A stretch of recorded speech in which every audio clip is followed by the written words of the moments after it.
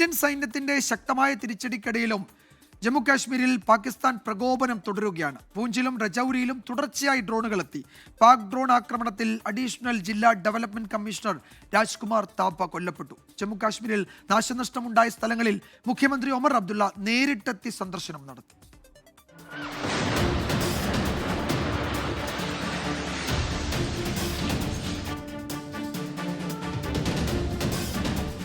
ജമ്മുവിലെ BSF പോസ്റ്റുകൾക്ക് നേരെ പാക് പ്രകോപനം.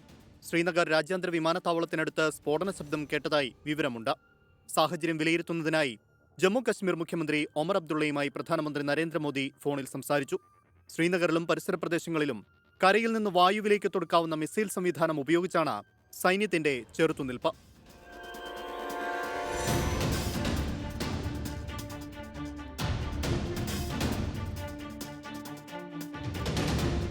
ശ്രീനഗറിലെ ലെഫ്റ്റാനിൽ ഇന്ത്യ വെടിവെച്ചിട്ട പാക് യുദ്ധവിമാനത്തിന്റെ ഭാഗങ്ങൾ വീണ് വീടിന് കേടുപാടുണ്ടായി.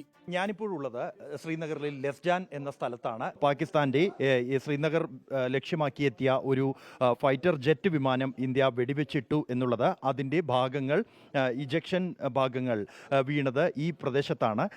നമുക്ക് ദൃശ്യങ്ങളിൽ കാണാം ആ ഇജക്ടർ വീണ് ഈ വീടിൻ്റെ തറ ഏതാണ്ട് തകർന്ന ഒരു അവസ്ഥയുണ്ട്. പാക് ഷെല്ലിംഗിൽ രജൌരിയിലെ additional deputy commissioner Rajkumar Thapa കൊല്ലപ്പെട്ടു. ഥാപ്പയുടെ വീടിന് നേരെ ഇന്ന് പുലർച്ചെയാണ് ആക്രമണമുണ്ടായത്.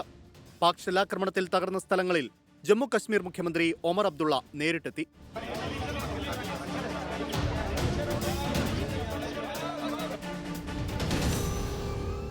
ജമ്മു കശ്മീരിലെ ശംഭു ക്ഷേത്രത്തിന് സമീപത്തും പാകിസ്ഥാൻ ഷെല്ലാക്രമണം നടത്തി. ആക്രമണത്തിൽ ഒരു വീട് തകർന്നെന്നാണ് റിപ്പോർട്ടുകൾ.